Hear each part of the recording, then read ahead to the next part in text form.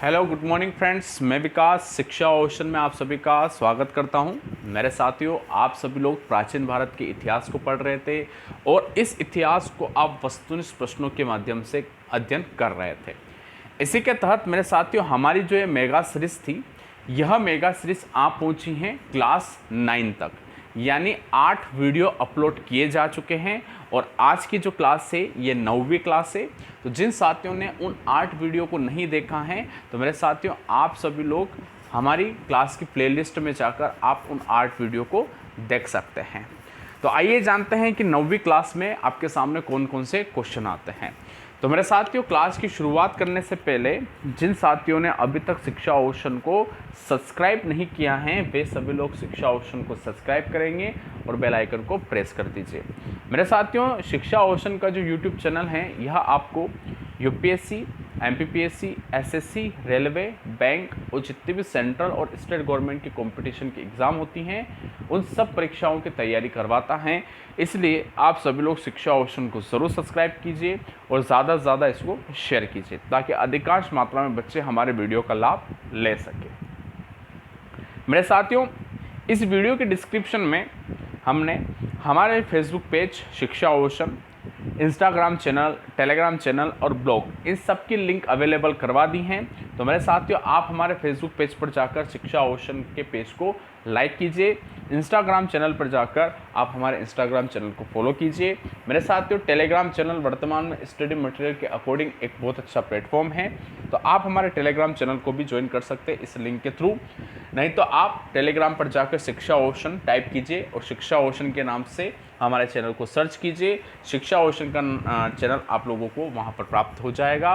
वहाँ पर आप हमारे शिक्षा ओशन के टेलीग्राम चैनल को ज्वाइन कीजिए।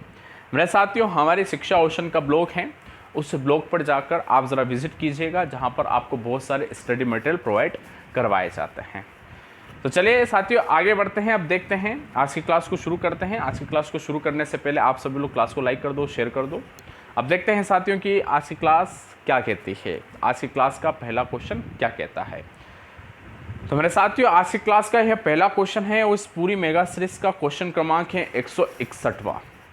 अब प्रश्न क्रमांक 161वां क्या कहता है, तो ध्यानपूर्वक देखिएगा। कह रहा है कि बिंदुसार के राज्य में सीरिया का राजदूत कौन था।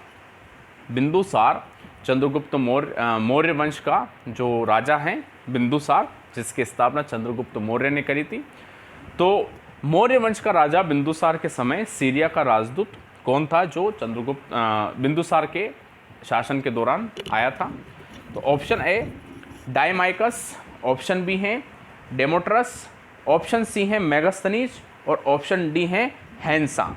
ठीक है, तो कौन आपका बिंदुसार के राज्य में सीरिया का राजदूत था, यह प्रश्न हम लोगों से पूछा गया है। ठीक है, क्या इसका राइट आंसर ए वाला है यानी डायमाइकस है, या इसका राइट आंसर डेमोट्रस है, या राइट आंसर मेगास्थनीज है, या राइट आंसर हैंसांग है। मेरे साथियों, सभी से इस प्रश्न का उत्तर की अपेक्षा मैं करता हूं और जल्दी से आप सभी लोग इस प्रश्न का उत्तर दीजिए। तो मेरे साथियों, बिंदुसार के राज्य में जो सीरिया का जो राजदूत था, वह राजदूत आपका डायमाइकस था, यानी ए वाला इसका राइट आंसर होगा। तो प्रश्न क्रमांक 161 का राइट आंसर ए वाला है, डायमाइकस।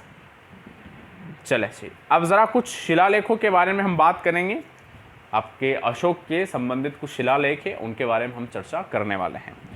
तो प्रश्न क्रमांक 162 क्या कहता है कि किस शिलालेख में अशोक ने कहा कि प्रत्यक्ष मनुष्य मेरी संतान है। किस शिलालेख में अशोक ने कहा कि प्रत्येक जो मनुष्य हैं वह मेरी संतान है। तो ऑप्शन ए है 5वें शिलालेख, ऑप्शन बी है 6ठे शिलालेख, ऑप्शन सी है 7वें शिलालेख और ऑप्शन डी है 8वें शिलालेख।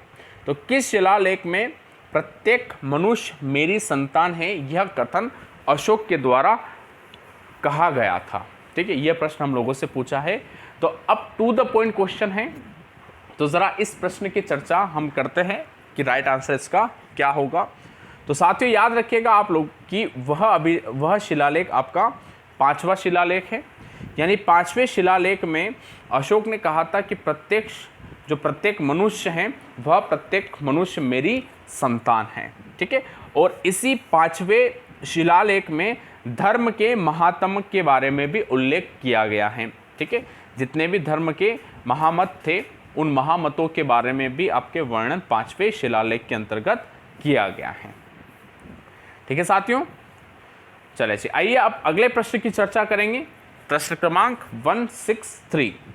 प्रश्न क्रमांक 163 क्या कहता है, यह भी एक प्रकार के शिलालेख से संबंधित क्वेश्चन है कि अशोक के किस शिलालेख में, प्रश्न क्रमांक 163, अशोक के किस शिलालेख में 5 समकालीन यूनानी राजाओं का उल्लेख है। जैसे कि मेरे साथियों आप लोगों को पहले ही पता है कि हमने इस मेगा सीरीज में बता चुके हैं कि मौर्य वंश ऐसा वंश था जिसके संबंध आपके सीरिया, यूनान इनके साथ थे। और चंद्रगुप्त मौर्य को ले लीजिए या फिर आप बिंदुसार को ले लीजिए या अशोक को ले लीजिए, इनके शासनकाल के दौरान अनेक संबंध आपके सीरिया के साथ भी थे और आपके यूनान के साथ भी थे, ठीक है।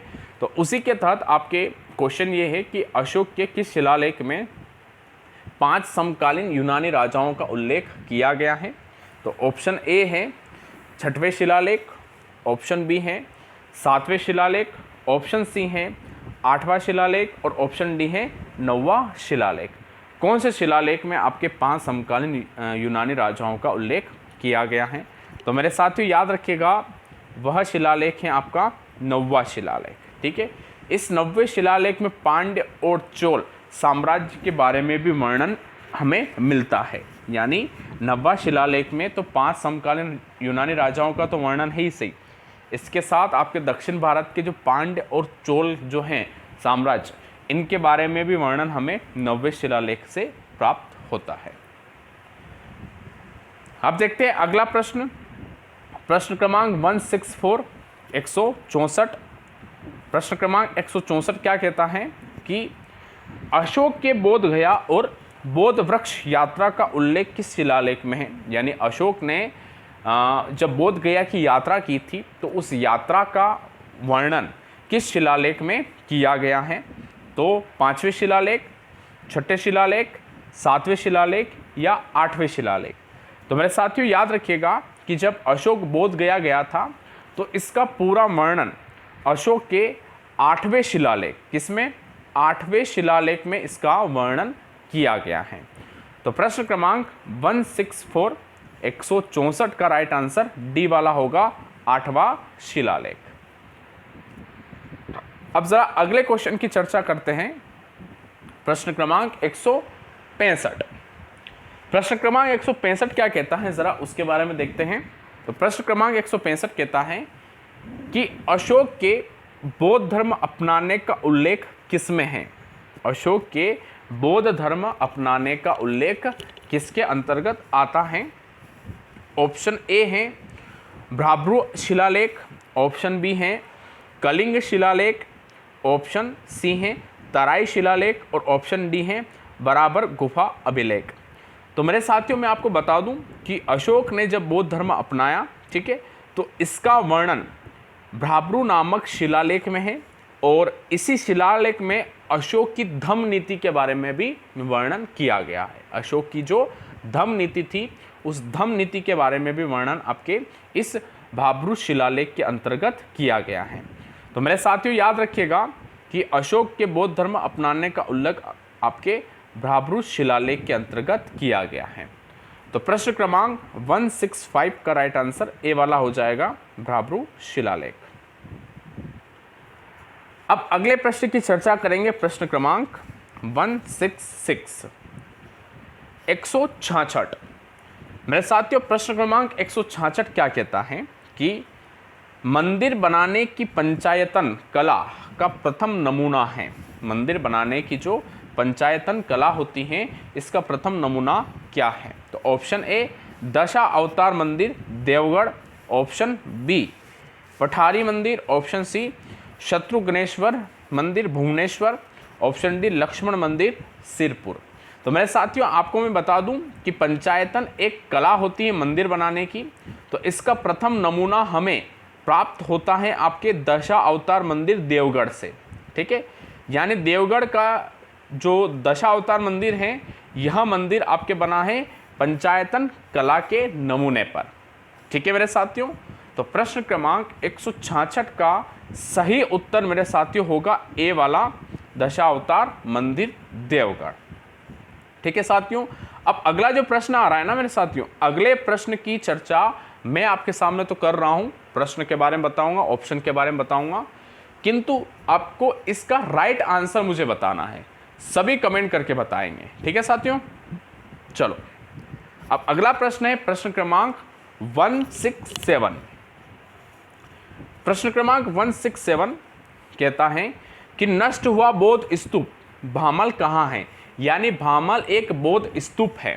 ठीक है, मैं आपको बता दूं बौद्ध स्तूप क्या होता है मेरे साथियों। बौद्ध स्तूप एक ऐसा एक कलाकृति या एक ऐसा स्थल होता है जहाँ पर बौद्ध धर्म के अवशेष रखे जाते हैं। बौद्ध धर्म के जो भिक्षु होते हैं, उन भिक्षुओं का जो अवशेष रखे जाते हैं संजो कर, उन्हें स्तूप कहा जाता है। एक इमारत बनाकर उनके अवशेषों को संरक्षित किया जाता है।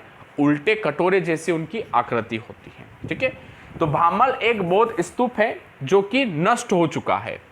यह भामल नामक नष्ट हुआ बौद्ध स्तूप कहाँ स्थित है। Option A Nepal, option B Pakistan, option C चीन और ऑप्शन डी भारत। तो बताइएगा साथियों कि भामल जो कि अब नष्ट हो गया है बौद्ध स्तूप, यह कहाँ स्थित है। जल्दी से कमेंट करके बताएंगे।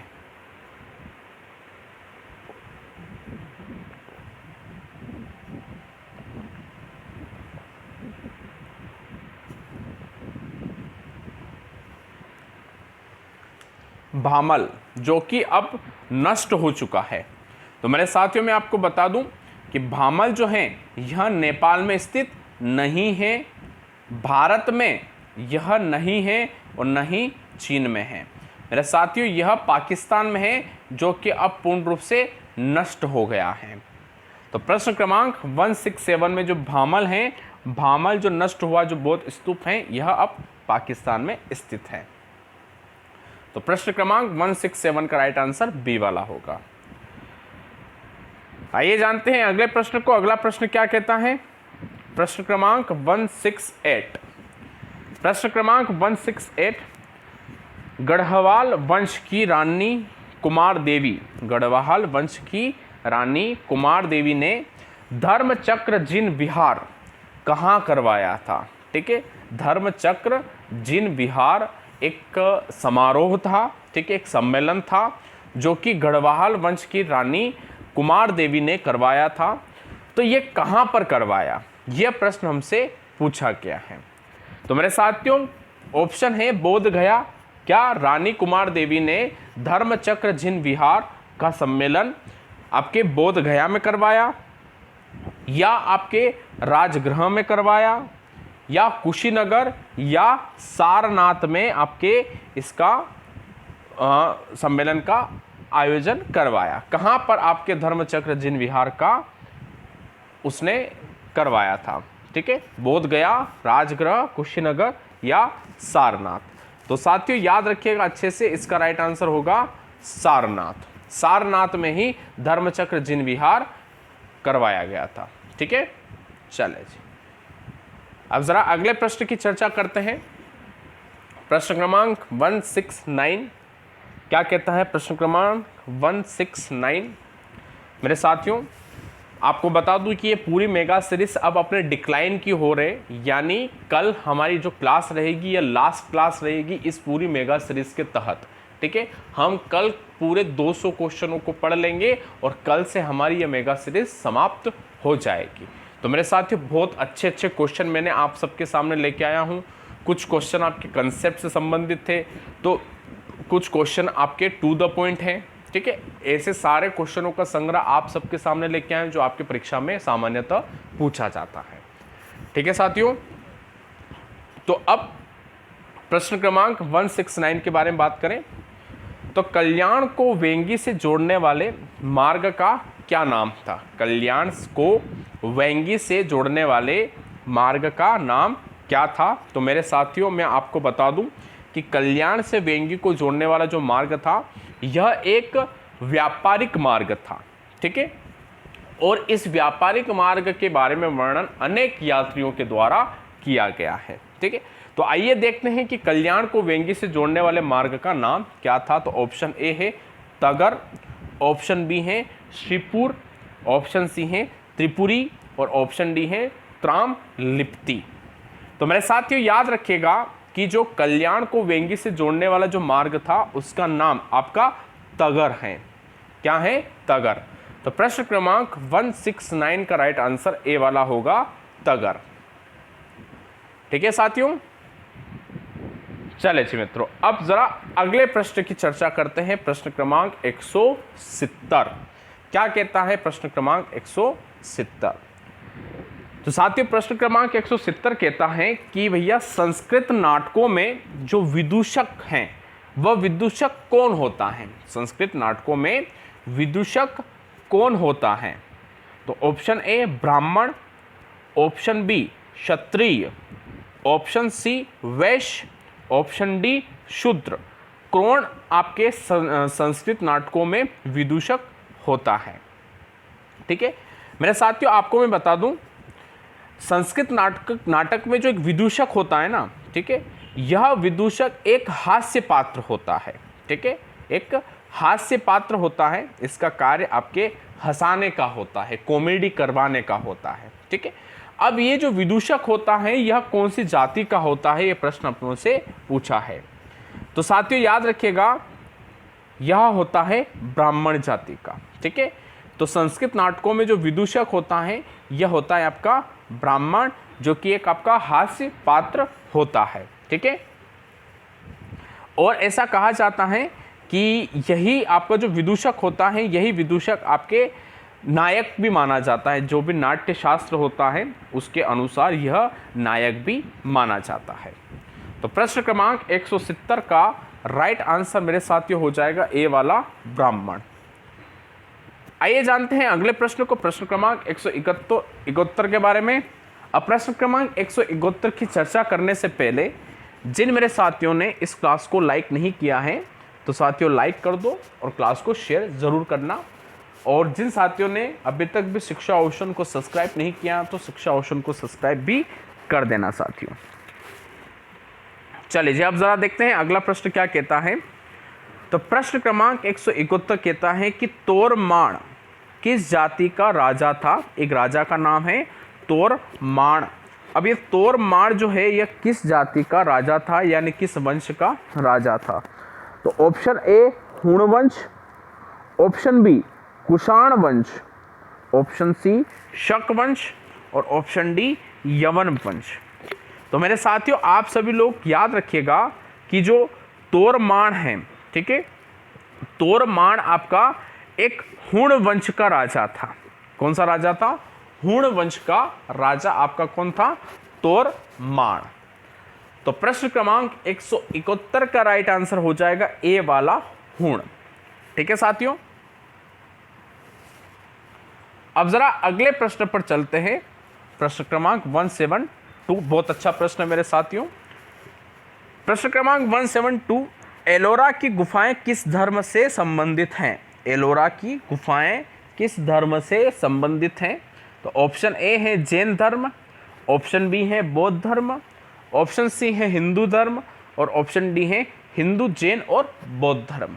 तो साथियों जल्दी से कमेंट करके इसका उत्तर बताइए मुझे कि एलोरा की जो गुफाएं हैं यह गुफाएं किस धर्म से संबंधित हैं। फिर इसके पश्चात मैं इस क्वेश्चन से संबंधित जो महत्वपूर्ण तथ्य है उसके बारे में मैं आप लोगों को अवगत करवाऊंगा। तो जल्द से जल्द आप सभी लोग इस प्रश्न का उत्तर दीजिए कि एलोरा की जो गुफाएं हैं यह एलोरा की गुफाएं जैन धर्म से संबंधित हैं, बौद्ध धर्म से संबंधित हैं, हिंदू धर्म से संबंधित है, या यह धर्म आपके हिंदू, जैन और बौद्ध सबसे संबंधित हैं।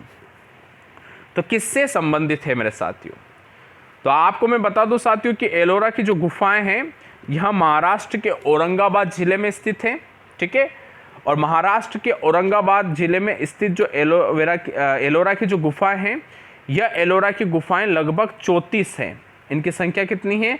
लगभग 34 है। जिनमें से 12 आपके बौद्ध धर्म की हैं, 17 आपके हिंदू धर्म की हैं और लगभग 5 आपके बौद्ध धर्म की हैं। ठीक है, यानी एलोरा की जो गुफाएं हैं इनमें हिंदू, जैन और बौद्ध सबकी गुफाएं स्थित हैं। तो इस अनुसार प्रश्न क्रमांक 172 का राइट आंसर डी वाला होगा, हिंदू, जैन और बौद्ध। ठीक है साथियों, चले जी अब जरा अगले प्रश्न की चर्चा करेंगे। प्रश्न क्रमांक 173। प्रश्न क्रमांक 173 क्या कहता है, बहुत अच्छा प्रश्न है कि भारत में बैंक का प्रथम साक्ष्य कहां से मिला था।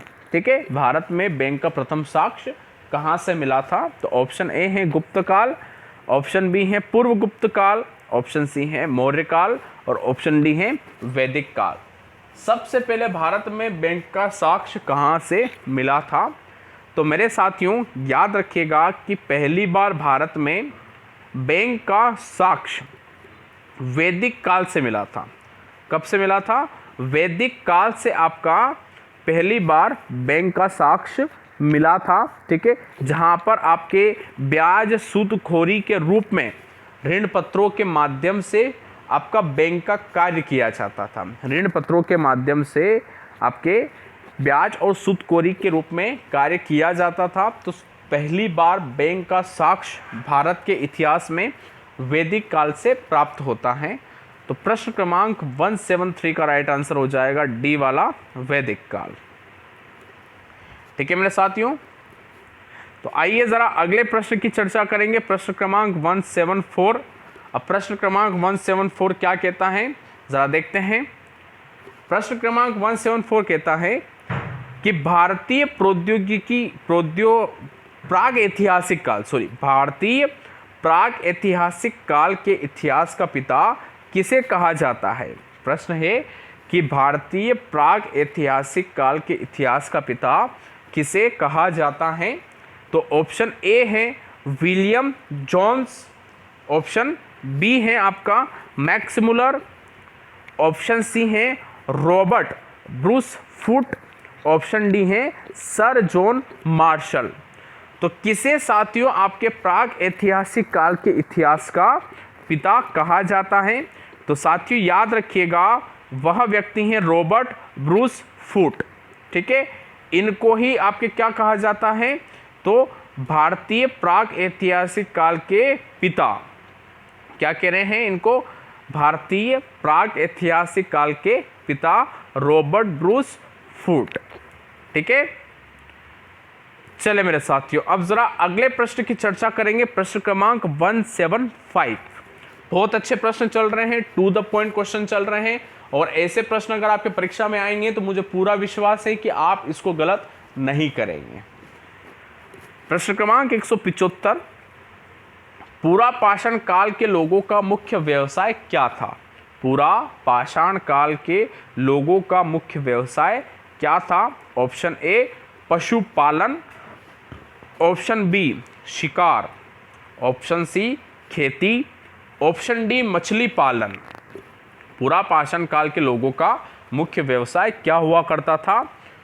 पशुपालन, शिकार, खेती या मछली पालन। तो बताइएगा साथियों जल्दी से कि इसका राइट आंसर क्या होगा कि पूरा पाषाण काल के लोगों का मुख्य व्यवसाय क्या था। क्या उनका व्यवसाय खेती था या शिकार।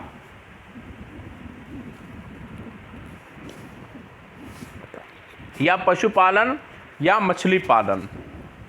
तो मेरे साथियों याद रखिएगा पूरा पाषाण काल, ठीक है, यानी स्टोन एज, आदि मानव के समय आपके लोगों का मुख्य व्यवसाय खेती करना नहीं था, उनका मुख्य व्यवसाय शिकार करना था। ठीक है, वे अपना भोजन के रूप में शिकार करते थे और शिकार को भोजन के रूप में ग्रहण करते थे और साथ में कभी कभी वह कंदमूल और फल भी खाया करते थे। ठीक है, तो प्रश्न क्रमांक 175 का राइट आंसर बी वाला हो जाएगा। अब जरा अगले प्रश्न की चर्चा करेंगे, टू द पॉइंट क्वेश्चन, बहुत अच्छा प्रश्न और आप सबको पता है कि राखलदास बनर्जी ने किस स्थल की खोज की थी। राखलदास बनर्जी ने किस स्थल की खोज की थी। तो आपको पता है कि 1922 में आपके राखलदास बनर्जी के द्वारा मोहनजोदड़ो की खोज हुई। ठीक है, सिंधु घाटी सभ्यता में एक स्थल है मोहनजोदड़ो, जो कि मोहनजोदड़ो शब्द का सिंधी भाषा में अगर मतलब देखें तो इसका मतलब होता है आपका मृतकों का टीला। ठीक है, मृतकों का टीला।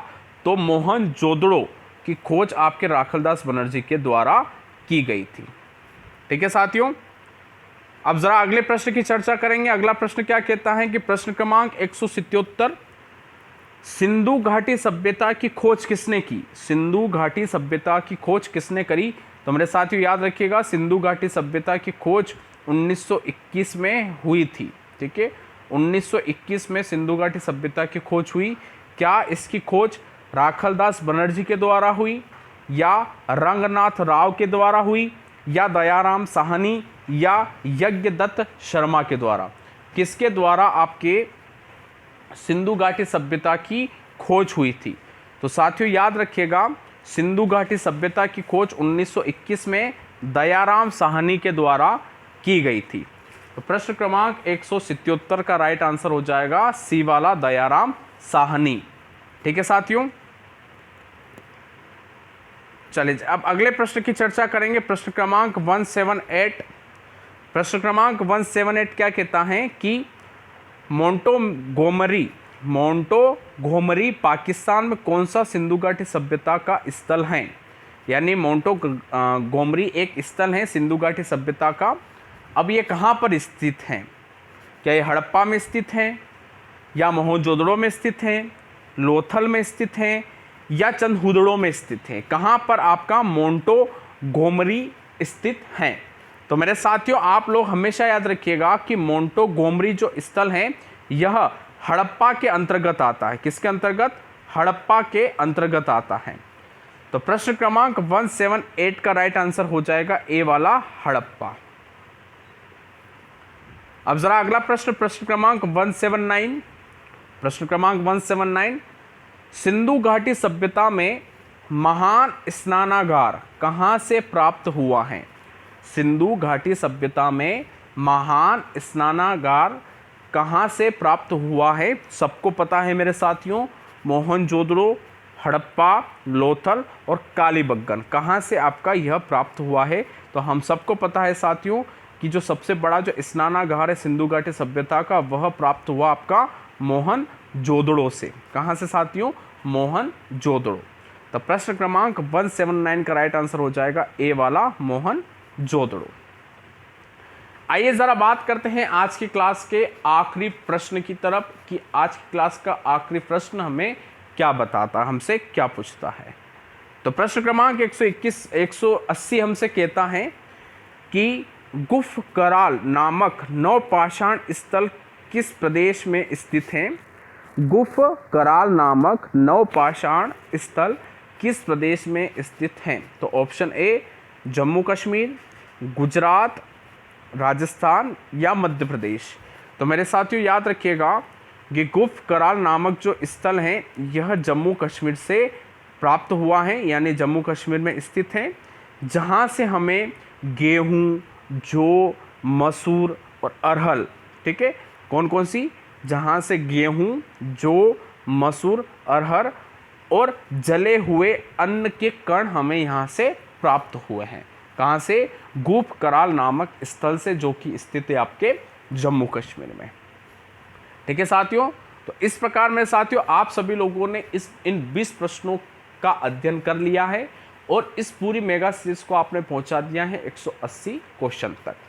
मेरे साथियों याद रखिएगा, हमें 11 बजे लाइव मिलना है करंट अफेयर्स की क्लास में। तो अभी मैं आप सबसे विदा चाहूँगा और अब मुलाकात करेंगे करंट अफेयर्स की क्लास में 11 बजे। तो मेरे साथियों आप इस वीडियो को ज़रूर लाइक कीजिएगा और ज़्यादा से ज़्यादा शेयर कीजिएगा। और जो मेरे नए साथी हैं जिन्होंने शिक्षा ओशन को सब्सक्राइब नहीं किया है, वे शिक्षा ओशन को सब्सक्राइब करके बेल आइकन को प्रेस करेंगे।